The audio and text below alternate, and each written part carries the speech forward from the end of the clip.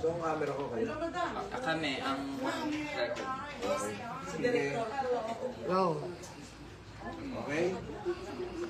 Okay. Kada ako po ay nagla-live at kada ako mayroong pinopost sa social media platform, isa sa pinakamakulit na tinatanong ay ang OWA ID. Okay, meron na tayong OWA ID noon at meron tayong bago ngayon.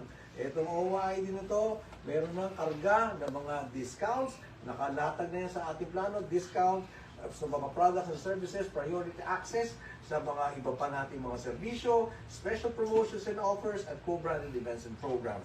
At meron tayong mga kapartners, yung UV Express, ito yung Ultimate Bus Experience, CS Laundry, Pure Gold, yan po ang ating mga tinatrabaho. Ngayon, gano'n bang kadali makakuha nito? Ipapakita namin sa inyo. O, partner, paano ba ito? Take lang po natin yung... Anong unang gagawin? Ni OFW, tapos i-ilap lang natin dito. So, syempre, Application natin. syempre naman, kailangan yung lagay ang inyong tunay na pangalan, buo, gaya ko. Alam ko naman pangalan ng iba lagay nyo. Okay, go. So, apelido ko. Pagka, Ignacio, ayan po. Ignacio, first name, Arnaldo, middle name, Arevalo. So, nilagay na niya. Okay, tapos kumpletohin nyo yan. Nilagay na namin ito para tayo mabilis. Pipindutin lang ang register. Ayan, binigyan natin sila ng tracking number. Then, ito na po. Ano? Magkatid mo tayo.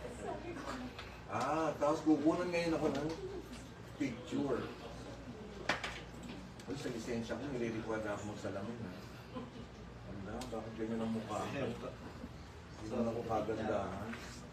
1, 2, 3. Susunod dapat ito may lighting. Okay na po may video. Pangit para ako, anong pinungyong. Okay na po yung video. Parang may piyong. Okay na po yan. Yan mo yan, dyan na yan. Then sa signature naman po. O, signature. Ayan, meron tayong gadget. Please sign in the space below. Dito. Ayun, lumabas na rin. So after po nun, save lang natin ano na po. Pwede na po siya i-print na. Oh, so ibig sabihin, makukuha nyo na yung ID.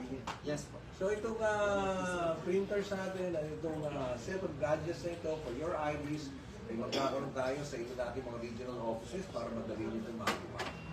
Okay, ayan na. Lumalabas na doon, no? Na. Yun na.